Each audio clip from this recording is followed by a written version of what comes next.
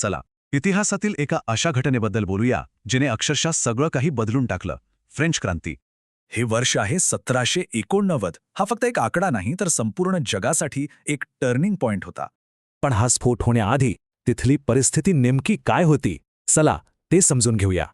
त्यावेळी फ्रेंच समाज 3 गटांमध्ये विभागला होता, पण सगळा भार फक्त एकाच वर्गावर होता. ही होती देशाची 97% जनता. त्यांच्यावर प्रचंड कर होते, बंधनं होती, पण त्यांना आवाज मात्र नव्हता. आणि याच काळात स्वातंत्र्याचे आणि हक्कांचे नवीन विचार लोकांपर्यंत पोचत होते, ज्यामुळे बदलाची भावना जागृत झाली. अशातच एका घटनेने क्रांतीची पहिली निर्णायक ठिणगी टाकली. 14 जुलै 1789 लोकांनी बॅस्टिल तुरुंगावर हल्ला केला. हे फक्त आक्रमण नव्हतं तर थेट राजेशाहीला आव्हान होतं.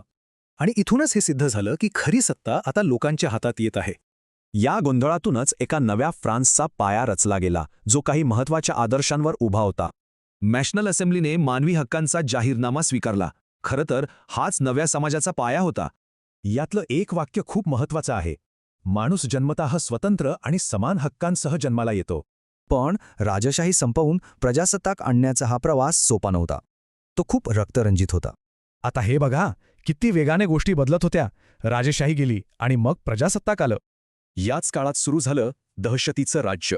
क्रांतीच्या नावाखाली हजारो लोकांना मारण्यात आलं. या सगळ्या गोंधळातूनच फ्रान्समध्ये एका नव्या शक्तिशाली व्यक्तिमत्वाचा उदय झाला. वर्ष होतं 1804 आणि क्रांतीने एक असं वळण घेतलं ज्याची कोणी कल्पनाही केली नव्हती. नेपोलियन बोनापार्ट, ज्याने प्रजासत्ताकाचं रक्षण करण्याचं वचन दिलं होतं, तोच स्वतः सम्राट बनला. मग या सगळ्या क्रांतीचा जगावर नेमका काय परिणाम झाला, चला पाहूया. सामाजिक स्तरावर मोठे बदल झाले. गुलामगिरी संपली, लोकांना शिक्षणासारखे हक्क मिळाले.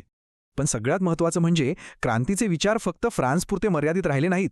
स्वातंत्र्य, समानता आणि बंधुत्व हे 3 शब्द या क्रांतीची ओळख बनले आणि जगभर पोचले. आज आपण ज्या लोकशाही आणि मानवी हक्कांबद्दल बोलतो त्याची मुळं याच क्रांतीमध्ये आहेत.